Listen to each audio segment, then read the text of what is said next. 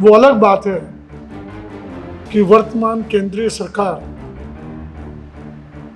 जिनके प्रयोधा दीनदयाल जी थे, वो पंक्ति में खड़े अंतिम व्यक्ति को मद्देनजर रखकर योजनाएं नहीं। मैंने खुराना जी से रिक्वेस्ट की, लाल बहादुर शास्त्री जी का चित्र लगे। एक बार कहा, दो बार कहा, तीसरी बार उन्होंने बड़ा, तो वो नहीं है उन्होंने। और मैं अतिशयोक्ति नहीं होगी ये कहूँ कि दिल्ली में अगर बीजेपी का बेड़ा गर्क करने वाला कोई शख्स है तो हर्षवर्धन। भोजन की, बर्तन भांडे की सारी व्यवस्थाएं हैं, रोटी की मशीन वगैरह सब व्यवस्थाएं हैं। संजय सिंह जी को कहीं तो शीशे के महलों में रहते हैं, दूसरों को पत्थर नहीं फेंकते। चंद्रगुप्त राजा था। हम जितनी पेंशन दिल्ली में दे रहे हैं उसका मुश्किल से 10% कोटा जो है केंद्र सरकार की ओर से मंजूर। तुम्हारी कथनी और करनी में अंतर है। तुम्हारा धंधा एक बन गया है, हिंदू और मुस्लिम को किस ढंग से लड़ा करके वो कुत्ते की मुंह जो हड्डी लग जाती है ना, वो हिंदू मुस्लिम वाली हड्डी इनको लग गई है। हर चुनाव में काम कुछ नहीं करना, वायदे करना, झूठे वायदे करना और हिंदू मुस्लिम की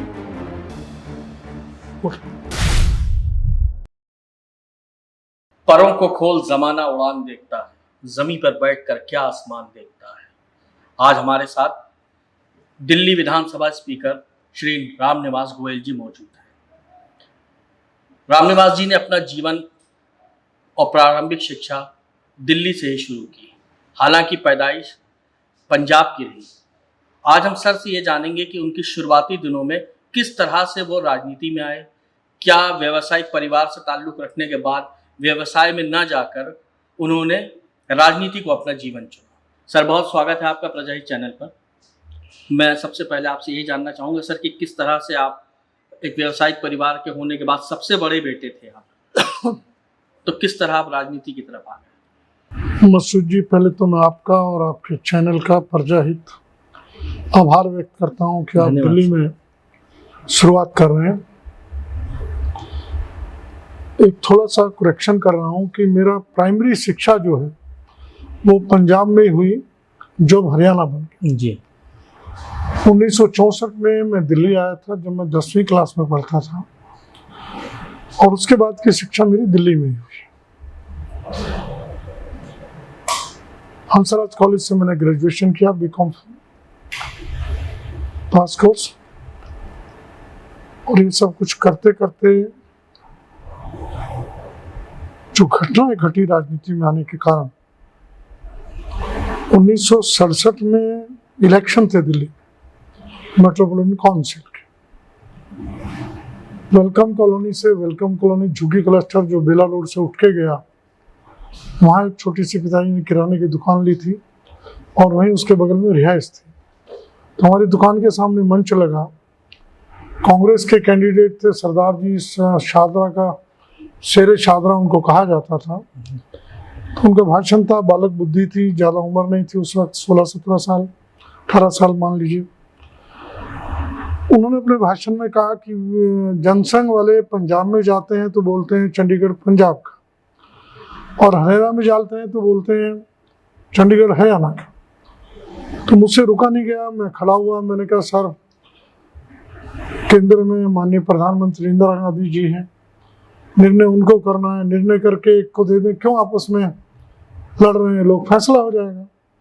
मेरा इतना बोलना था, 2-4 डंडे पड़ गए, पुलिस थाने ले गई। वहाँ कुछ जनसंघ के कार्यकर्ता पहुंच गए, मेरी हमदर्दी के नाते से, इसलिए उनसे थोड़ा सा मिलना जुलना हो गया। उसके कुछ दिनों बाद दीनदयाल उपाध्याय जी की हत्या हो गई मुगल सराय में। अखबारों में, वो ये वास्तविक घटना मैं बता रहा हूँ, अखबारों में उनके विषय में काफ़ी कुछ आया। मैं तब कॉलेज का स्टूडेंट बन चुका था, मुझे उनके विषय में काफ़ी कुछ जानकारी को मिला। मुझे कहा कि ऐसे व्यक्ति का अध्ययन मन में आया, करना चाहिए। और उनके विषय में जब अखबारों में आया, उनकी टैची में 2 कुर्ते जोड़ी, 1 तौलिया और 100 रुपये मिले, सिर्फ ये जानकर कि एक राजनीतिक दल के महामंत्री की टैची में सब कुछ मिला, ट्रेन से यात्रा कर रहे थे, पढ़ने की उत्सुकता। उनको पढ़ा तो पढ़ने से, उनके विचारों से प्रभावित होकर विशेष रूप से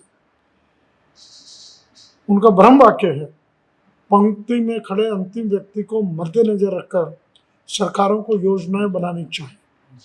वो अलग बात है कि वर्तमान केंद्रीय सरकार, जिनके प्रयोधा दीनदयाल जी थे, वो पंक्ति में खड़े अंतिम व्यक्ति को मद्देनजर रखकर योजनाएं नहीं बना रही, ना उसकी ओर उनको चिंता है ना देख।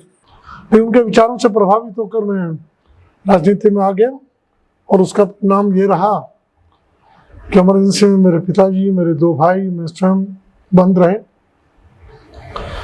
93 में मुझे विधायक का टिकट मिल गया। मैंने अपना व्यवसाय इमरजेंसी के बाद शुरू किया। इमरजेंसी में शुरू किया था, मेरी लोहे की जंजीर बनाने की फैक्ट्री थी, इमरजेंसी में बंद करनी पड़ी अंडरग्राउंड रहने के कारण। उसके बाद पुणे इमरजेंसी के बाद शुरू की और 93 में मैंने विधायक का टिकट मिला, विधायक का चुनाव लड़ा और मैं विजयी हुआ। लेकिन वास्तविकता ये है कि उस दौरान बीजेपी दिल्ली में सत्ता में आई, मंदिर उसके पीछे मुख्य कारण था। लेकिन आने के बाद जिस ढंग से गरीब आदमी की जो जरूरतें हैं उनको अवॉइड किया गया, मदन लाल खुराना जी मुख्यमंत्री बने, मैंने 2-3 मांगे की। मैं झुग्गी क्लस्टर से उठ के आया था, वहाँ के शौचालय बड़े गंदे रहते थे, बहते रहते थे, ईंटें रख के जाना पड़ता था। मैंने कहा कि गरीब लोगों के लिए शौचालय बने, वो कभी मांग पूरी। गरीब लोगों के लिए शिक्षा का कुछ इंतजाम हो, वो नहीं हुआ। कुछ इन कारणों से मन में खटास पैदा होती चली गई और एक और कारण बन गया, विधानसभा के परिसर में उस वक्त लाल बहादुर शास्त्री जी का प्रधानमंत्री, दूसरे प्रधानमंत्री, उनका चित्र नहीं था और मैं उनसे भी बहुत प्रभावित रहा हूँ उनके 18 महीने के शासनकाल में। जिस ढंग से पाकिस्तान को उन्होंने नाखून चने चबाए, तो मैंने खुराना जी से रिक्वेस्ट की लाल बहादुर शास्त्री जी का चित्र लगे। एक बार कहा, 2 बार कहा, तीसरी बार उन्होंने बड़ा, तो वो नहीं है, उन्होंने उसको स्वीकार नहीं किया। तब से भी मन में कुछ राजनीति के प्रति या भारतीय जनता पार्टी के प्रति थोड़ा सा मन में खटास आता चला गया और वो खटास पर मोहर लग गई डॉक्टर हर्षवर्धन की अपनी कार्य करने की शैली से। वो जितने निष्ठुर व्यक्ति हैं, और मैं अतिशयोक्ति नहीं होगी ये कहूँ कि दिल्ली में अगर बीजेपी का बेड़ा गर्क करने वाला कोई शख्स है तो हर्षवर्धन। सैकड़ों कार्यकर्ता अपने कार्यकाल में उसने घर बैठा दिया। आम आदमी पार्टी में आने की एक दिलचस्प घटना है। मैं सर ये जानना चाह रहा था कि अरविंद केजरीवाल जी से कैसे आप संपर्क में, मैं आम आदमी पार्टी से कैसे? उस विषय पर आ रहा हूँ। हमारा एक ग्रुप है लगभग 500 लोगों का, कार्यकर्ताओं के मिला करके। वो पिछले 26-27 साल से दिल्ली के बॉर्डर पर कांवड़ कैंप लगाते हैं। तो हमारे पास भोजन की, बर्तन भांडे की सारी व्यवस्थाएं हैं, रोटी की मशीन वगैरह सब व्यवस्थाएं हैं। संजय सिंह जी को कहीं से पता लगा, रामलीला मैदान में जब आंदोलन के लिए आंदोलनकारी आते थे, कि मैं भोजन की व्यवस्था करवा। उस वक्त तो पूरी आरएसएस, पूरा बीजेपी उस आंदोलन को सफल करने में लगा हुआ था। आरएसएस ने पूरा जोर लगा रखा था, आज चाहे वो कितनी गालियां दें।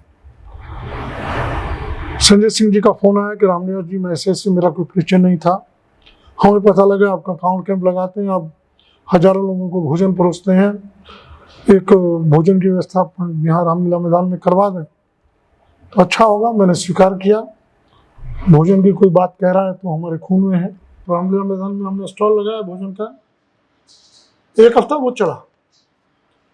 उसके बाद 2-3 नेता है, उस वक्त तो आम आदमी पार्टी थी नहीं, उन्होंने कहा जी आप यहाँ से बंद कर दीजिए। मुझे बड़ा आश्चर्य हुआ, क्यों बंद करवा रहे हैं?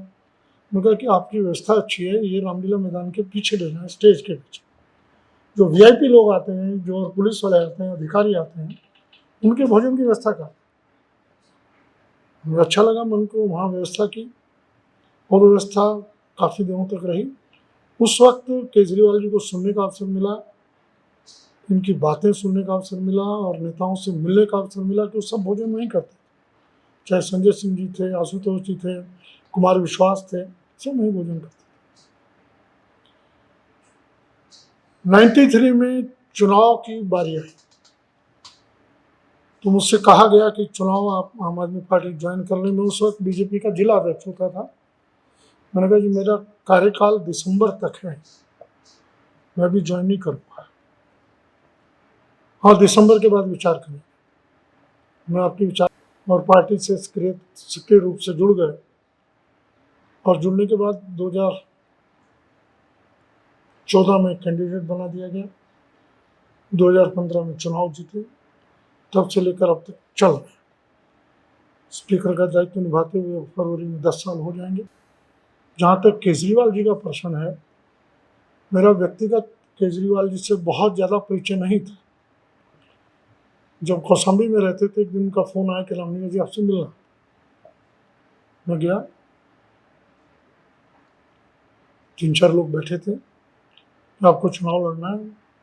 मैं लगे कोई दिक्कत नहीं। तब मेरा उनसे व्यक्तिगत परिचय हुआ। बड़ी साधारण वेशभूषा, साधारण बातचीत, सीधी बातचीत। चुनाव जीतने के बाद मैं आश्चर्यचकित हुआ। 7 फरवरी को रिजल्ट आया था। 14 फरवरी को अरविंद जी का फिर फोन आया, रामनेश जी आइए, एक बार मिलना है आपसे। मैं मिलने गया उनसे। मनीष जी बैठे थे, सत्येंद्र जैन जी थे और गोपाल जी थे। केजरीवाल जी 4 लोग, 5वां में हुआ। जाकर बैठे, चाय पी। तुरंत केजरीवाल जी ने पूछा, मैं तो बड़ा सोच के गया था, सीनियर मोस्ट हूँ, किसी पोस्ट की बात करेंगे, कुछ चर्चा करेंगे, इसलिए बुला रहे हैं। कॉलर खड़े करके गया था। उन्होंने वो बात कुछ नहीं की। उन्होंने मुझसे पूछा कि रामलिंगा जब विधायक रहे हैं, भाजपा का जिला अध्यक्ष 3 बार रहे हैं, हम तो बिल्कुल नए हैं, पार्टी कैसे चलाएंगे, सरकार कैसे चलाएंगे। अब एक पार्टी का ये सर्वे सर्वा पूछे, भले उम्र में कितना ही बड़ा रहा हूं, तो पैर तो कांपते हैं। लेकिन मैंने उनसे स्पष्ट रूप से कहा, बहुत स्पष्ट रूप से, देखिए जी मैं बीजेपी से आया हूँ, दीनदयाल जी का मुझ पर प्रभाव है, राम राज्य मैंने आपका पढ़ा है। पंक्ति में खड़े अंतिम व्यक्ति को मद्देनजर रखकर योजनाएं बनाती रहे, आपकी सरकार को कभी पीछे मुड़कर नहीं देखना पड़ेगा। उन्होंने क्या मतलब, मनीष जी ने उत्तर दिया, last person standing in the Q, उसकी आवश्यकताएं क्या क्या हैं। सर, लोगों का एक आरोप, लोगों का नहीं, आपकी विपक्षी पार्टी भारतीय जनता पार्टी का आरोप है कि आम आदमी पार्टी के मुखौटे पर अब आम आदमी पार्टी नहीं, वो भी लग्जरी पार्टी हो गई है। वो भी अब लोगों का, जो आपने कहा ना कि पंक्ति में खड़े आखिरी व्यक्ति तक जो योजनाएं पहुंचनी चाहिए वो नहीं पहुंचाते। देखिए, 2 चीजें हैं, लग्जरी पार्टी हो गई, इस बात को 2 अलग। मेरा व्यक्तिगत जीवन कितना लग्जरी हो गया है, मैं सीएम बना हूं, स्पीकर बना हूं, एक पहलू तो ये है। दूसरा पहलू ये है, मुझे सरकारी बंगला मिल गया, प्रोटोकॉल के अनुसार सरकारी गाड़ी मिल गई। अगर उसको लग्जरी जीवन से जोड़ते हैं तो फिर लग्जरी जीवन नहीं। लग्जरी जीवन ये है कि मैं बहुत हाई फाई, मेरा रहन सहन हो गया, मेरे पैर जमीन पर नहीं है, मैं आम जनता से मिलना बंद कर दिया, तो वो लग्जरी जीवन है। सरकार के साथ बैठकर सरकार की सुविधाओं का नाजायज उपयोग, वो भी लग्जरी जीवन। अब एक मुद्दा उनको मिल गया, केजरीवाल जी ने महल बना लिया, वो महल छोड़ गए। किसका महल है? सरकार का पैसा, सरकार ने खर्च किया। मुख्यमंत्री का आवास बनना है, मुख्यमंत्री के आवास के लिए क्या क्या होना चाहिए, ये पीडब्ल्यूडी ने बनाया, पीडब्ल्यूडी के इंजीनियर्स ने सैंक्शन किया, पीडब्ल्यूडी के सेक्रेटरी ने सैंक्शन किया। केजरीवाल की कलम से तो सैंक्शन नहीं हुआ। मैं स्पीकर यहाँ हूँ, इस विधानसभा की बिल्डिंग में मुझे क्या करना है, पीडब्ल्यूडी देखती है, पीडब्ल्यूडी सैंक्शन करती है, वो करवाती है सब। तो उससे लग्जरी पना तोल कर ले जाएंगे तो ये आरोप बहुत गलत है। अगर देखना है तो ये देखिए कि आज़ादी के जब हम सत्ता में आए लगभग 68 वर्ष हो गए थे। 68 वर्ष से पहले के मुख्यमंत्रियों ने, प्रधानमंत्रियों ने, मैं आरोप नहीं लगा रहा हूं किस पर, कोई चाणक्य बन के रहा क्या? जो शीशे के महलों में रहते हैं, दूसरों के पत्थर नहीं फेंकते।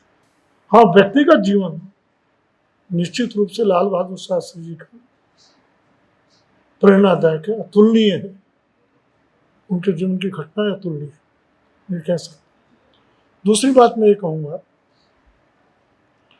देखना है तो ये देखिए कि 75 साल में शिक्षा और हेल्थ या आम आदमी की सुविधा के लिए क्या योजनाएं बनी और केजरीवाल सरकार ने क्या योजनाएं बनाई, उनकी तुलना करिए नहीं। उनकी जब तुलना करने में आप खड़े नहीं हो पाते, फिर आप वो खिसियानी बिल्ली की तरह से खंबा नोचते हैं, फिर वो उल्टे सीधे आरोप लगाना शुरू करते हैं। अब वो बोलती बंद है, केजरीवाल की महल छोड़ो। इस पर भी एक विवाद है कि जब अरविंद केजरीवाल जी ने दिल्ली की जनता को चिट्ठी लिखी और उन्होंने दिल्ली की जनता से कहा कि भाई हम जेल भेजे गए इसलिए भी हम योजनाएं चला रहे थे, हम अच्छे कार्य कर रहे थे इसलिए हम भेजे गए जेल।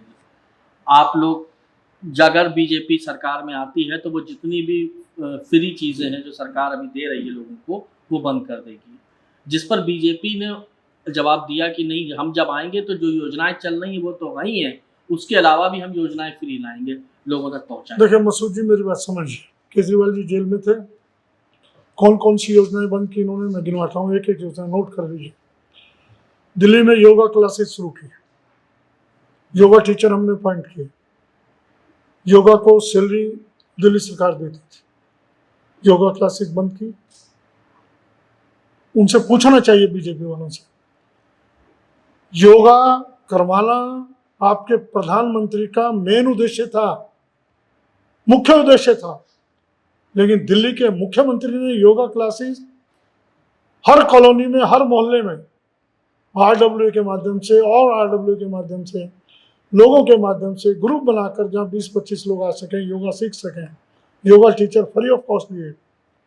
क्यों योगा क्लासें बंद करवा दी? किसने बंद करवाई योगा क्लास? वो तो कह रहे कि हम और देंगे और आना। हमने योजना शुरू की थी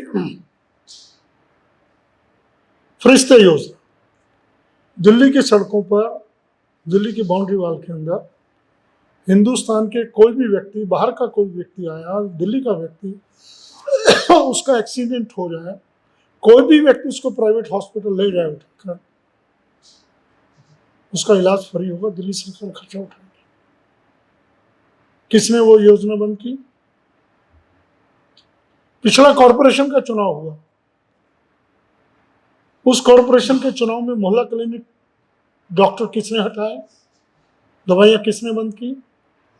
और अब भी मोहल्ला क्लिनिक की दवाइयां नहीं है, टेस्ट नहीं हो पा रहे, किसने बंद किए? इवन हॉस्पिटल्स में पेशेंट आता है, कंप्यूटर पर पर्चा बनाने वाले बैठे रहते हैं, किसने उनको हटाया? किसने उनकी योजना बंद की? दिल्ली में ओल्ड एज पेंशन मिलती है, विडो पेंशन मिलती है, 2,500 रुपये हम पेंशन देते हैं। 1,000 रुपये मिलती थी, हमने 2,500 की। और उस 2,500 में से कुछ लोगों का, सभी का नहीं, केंद्र सरकार अपना कोटा दी थी। उस कोटे के अतिरिक्त आप चाहे 2 लाख लोगों को दे लो, 3 लाख लोगों को दे लो, हम जितनी पेंशन दिल्ली में दे रहे हैं उसका मुश्किल से 10% कोटा जो है केंद्र सरकार की ओर से मंजूर हुआ। उस 10% कोटे में से भी कुल 300 रुपये महीना केंद्र सरकार से आता है, 2,500 के। नोट कर लीजिएगा, आपके चैनल पर कोई बीजेपी का व्यक्ति है, उसमें हिम्मत है तो विरोध कर। विरोध कर रहे हैं। वो 300 रुपया पिछले 2 साल से नहीं। किसने बंद किया? लोगों की 6-6 महीने की विडो की पेंशन, ओल्ड एज की पेंशन रुक गई। अब केजरीवाल जी के जेल के आने के बाद से क्यों मिल गई? हमारा समाज मंत्रालय अनेकों बार मंत्री ने कहा एलजी से कि वहां से नहीं आ रहा तो हम फंड डाइवर्ट कर देते हैं, लोगों को 2500 रुपया पूरी दे देते हैं। केंद्र सरकार का जब आएगा फंड उधर वापस कर देंगे। एलजी ने मंजूरी नहीं दी। अंतोगत्वा अब केजरीवाल जी के आने के बाद 2500 के बजाय 2200 रुपया रिलीज की है। 2200 रुपया, 300 रुपया केंद्र सरकार का शेयर बाकी है। दिल्ली में कुल 35,000 लोग थे, 8 लाख में से किसने रोका है? ये बात करते हैं किस, हम कुछ नहीं करते। बिजली फ्री दे रहे हैं 200 यूनिट। कितने रोड़े लगाए हैं इन्होंने, कितनी रंगियां लगाई हैं, हर बार परेशानियां खड़ी की। जल बोर्ड का सीवरेज का काम सीओ जो बैठा है इन्होंने, पानी का काम सारा डिस्टर्ब किया दिल्ली का। ठेकेदारों की पेमेंट रुक गई और आज भी कॉन्ट्रैक्ट बेसिस पर सीवर की लेबर मिलती है, पानी की लेबर मिलती है। हर विधानसभा में 8-10 कर्मचारी मिलते हैं। किसी भी विधानसभा में चले जाएं, इवन बीजेपी वालों के चले जाएं, वो बता दें ईमानदारी से आपके पास लेबर है सीवर की सफाई कराने के लिए, पानी की सफाई करा, पानी की लाइन खराब हो जाए तो गड्ढा खोदने के लिए लेबर है? कहीं लेबर नहीं। लेबर के कॉन्ट्रैक्ट खत्म कर दिए और नए कॉन्ट्रैक्ट अभी तक दिए नहीं। इतना ही नहीं, मेरी विधानसभा पिछले 1.5 साल से कैंटीन की पेमेंट नहीं हो रही। 1.5 साल से कैंटीन जो स्टाफ चाय लेता है, लोग आते हैं, हम भी चाय वाय पिलाते हैं, फिक्स है हमारा, इतने रुपए से ऊपर की हम चाय नहीं पिला सकते महीने में। वो पेमेंट रुकी पड़ी है 1.5 साल से। इतनी धांधलियां हुई है, इतना बड़ी परेशानी खड़ी हुई है। इस विषय को लेकर एलजी से मैं 10 बार मिल चुका हूं, कोई कानों पर जो नहीं रेंग रही। तीर्थ यात्रा क्या कसूर था हमारा? यानी जिस तीर्थ यात्रा की पूरे हिंदुस्तान में नहीं विश्व में सराहना हो रही थी, 60 साल से ऊपर के बुजुर्ग आए, किसी भी धर्म के हों, हम उनको तीर्थ यात्रा करवाएंगे, काशी विश्वनाथ ले जाएंगे, जगन्नाथपुरी ले जाएंगे, उनको अजमेर शरीफ ले जाएंगे, उनको हम अमृतसर ले जाएंगे, निःशुल्क खाना पीना सब कुछ। किसी तीर्थ यात्री से पूछो तो सही में क्या सुविधाएं मिलती थी। ट्रेन ने उतारा, ट्रेन से वहाँ बस ले गई, धर्मशाला में कभी नहीं रोका, किसी एक को धर्मशाला में नहीं ठहराया।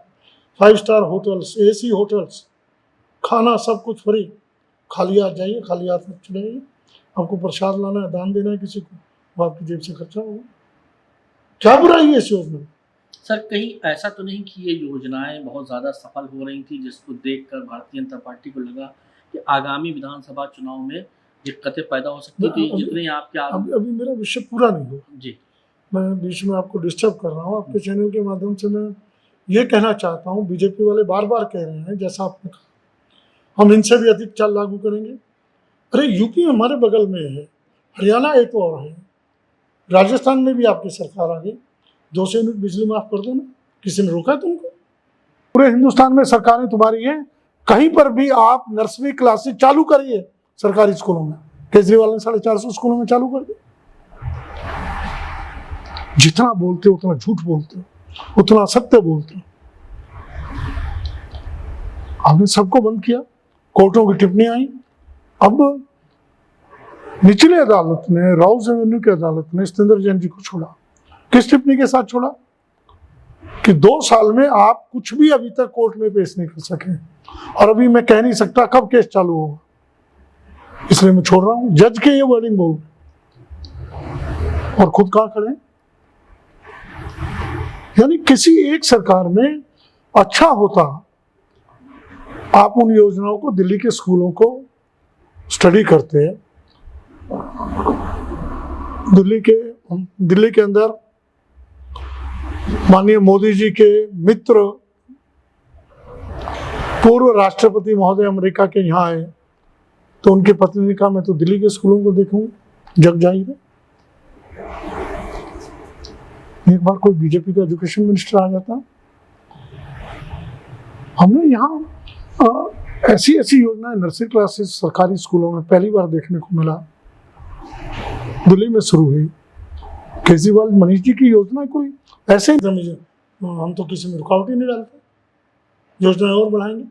मैं चैलेंज कह के कहता हूँ, अगर ये योजनाएं, मैं चैलेंज कह रहा हूँ, केजरीवाल यहाँ नहीं है, अगर ये योजनाएं, सारी योजनाएं जो दिल्ली में है वो चालू कर दें, हमें चुनाव लड़ने की जरूरत ही नहीं। हमारा मकसद सत्ता नहीं है, हमारा मकसद ये है कि गरीब जनता को, जो देश की जनता 75 साल से पिछड़ी हुई है, उसको आगे करें, बड़ा राष्ट्रभक्त बनते हैं। दिल्ली में हमने 501 राष्ट्रीय ध्वज लहराए, लगाओ ना पूरे भारत में आप भी। मैं 1 किलोमीटर चलता हूँ, राष्ट्रीय ध्वज दिखाई देता, आंखें ऊंची हो जाती हैं, सर ऊंचा होता है। अगर तुम्हें बीजेपी वालों हिम्मत है, पूरे भारत में राष्ट्रीय ध्वज लगाओ ना, लगाओ 150 फुट ऊंचे ध्वज। तुम्हारी कथनी और करनी में अंतर है। तुम्हारा धंधा एक बन गया है, हिंदू और मुस्लिम को किस ढंग से लड़ा करके वो कुत्ते की मुंह जो हड्डी लग जाती है ना, वो हिंदू मुस्लिम वाली हड्डी इनको लग गई है। हर चुनाव में काम कुछ नहीं करना, वायदे करना, झूठे वायदे करना, और हिंदू मुस्लिम की उठना। सर, लोकसभा चुनाव 2024 से पहले अरविंद जी जेल से बाहर आ गए, उसका प्रभाव पड़ा लोकसभा चुनाव पर या नहीं, वो तो आप बेहतर बताएंगे। अब सर मनीष जी भी बाहर हैं, सत्येंद्र जी को भी बेल मिल गई है, अरविंद जी भी हैं, क्या कोई रणनीति आपने तैयार की आगामी विधानसभा चुनाव को लेकर? देखिए, अरविंद जी को बहुत कम समय मिला, 1 महीना वो आए थे यहाँ। जो पार्टी संगठन अरविंद जी के नामोजिदगी में मायूस थे कार्यकर्ता, उनमें जोश आया और हम 2019 के लोकसभा चुनाव से उसको आगे ले गए। और ये विधानसभा के चुनाव में पर्याप्त समय है। कई योजनाएं हम दोबारा से रिव्यू करके उनको सर्वाइव कर दिया है, कुछ और योजनाएं बहुत जल्दी सर्वाइव होंगी। अब अरविंद जी इस वक्त जो है मुख्यमंत्री के दायित्व से फ्री है। हमारे मनीष सिसोदिया जी बेहतरीन शिक्षा मंत्री रहे, वो फ्री है। सत्येंद्र जैन जी जिन्होंने मोहल्ला क्लिनिक दिए, यानी आज मेरे इलाके में लगभग 10 मोहल्ला क्लिनिक हो गए, और मैं दावे से कहता हूँ 1000 से लेकर 1500 आदमी डेली दवाई लेने, डेली। हॉस्पिटलों की भीड़ खत्म हो गई, क्यों नहीं मोहल्ला क्लिनिक चालू करते हैं? आप वो मोहल्ला क्लिनिक कैसे असफल हो, इस और लगे हुए। अरे लोग आपको पूछते हैं, आपको कहते हाँ हमें नाम नहीं चाहिए, आप करिए तो सही, कुछ तो करिए। पंडित दीनदयाल उपाध्याय जी के मार्ग पे चल के तो दिखाइए। उनके नाम से रोटियां खा रहे हैं आप, उनकी मूर्ति पर उनका जन्मदिन आता माला चढ़ा देते हैं। एक योजना तो लागू करिए अंतिम आदमी के लिए। आज दिल्ली में सार्वजनिक शौचालय रेस्क्यू हो गए। आपको जानकर ताज्जुब होगा, पहले 1 रुपया लेते थे, अब फ्री है, फ्री है, कोई पैसा पब्लिक से नहीं है। एक शौचालय बना के तो दिखा दो हिंदुस्तान में, जो भी वहां बैठता है पैसे लेता है, हमारे 1 रुपया नहीं ले सकता। तो ये जो चीजें हुई हैं, एजुकेशन में बिजनेस ब्लास्टर हमने शुरू किया। बच्चों का ग्रुप बनाया, 5 साल के 5 बच्चे, 10 बच्चों का ग्रुप, मैक्सिमम 10 बच्चों, उनको 2-2 हज़ार रुपये दिए। 5 बच्चों का ग्रुप बनाया 10,000, 10 बच्चों का ग्रुप बना 20,000। उन बच्चों ने ग्रुप बना करके कंबाइन एक आइडिया डेवलप किया कि हम इस 10,000 रुपये से जो हमारे पास है, 20,000 रुपये से हमारे पास है, हम ये बिजनेस शुरू करते हैं। और उस बिजनेस को शुरू करने से उन्होंने ट्रिपल, कई गुना पैसा कर लिया। क्या हर बच्चा नौकरी मिले, उनको अपने पैरों पर खड़ा होने का स्कूल लाइफ में इंटरेस्ट बन जाए। स्कूल लाइफ में उनको ये लगे कि मैं महीने के 50,000 रुपये कमा सकता हूँ, 18,000 रुपये नौकरी करके क्या करूँगा। ये आइडिया किसी और को नहीं, अरविंद केजरीवाल। डूब मरना चाहिए हम लोगों को, डूब मरना चाहिए। धक्के खाते फिर रहे हमारे बच्चे। युगांडा से कैसे बच के भाग के आए, अब कनाडा में यही चल रहा। कब किस देश में चल पड़े, ये पहलू अब डिस्कस करने का नहीं। और आज स्वदेशी का नारा देने वाले, जिसके साथ संघ का हाथ बहुत बड़ा रहता था, जो मैकाले की शिक्षा को घर घर जाके विरोध करते थे, आज वही मैकाले के शिष्यों को भारत में इन्वाइट कर रहे हैं। विदेशी यूनिवर्सिटियां भारत में खुलना चालू हो गई। आज दिल्ली में बड़े बड़े होर्डिंग लगते हैं कि ऑस्ट्रेलिया में एडमिशन लेना है तो हमसे संपर्क, यूएसए में एडमिशन लेना है किसी भी कॉलेज में हमसे संपर्क, फोन नंबर लिखे हुए। 10 साल में ये देना हमारे, हम कहते हैं कि हम विश्व गुरु बनाएंगे देश को।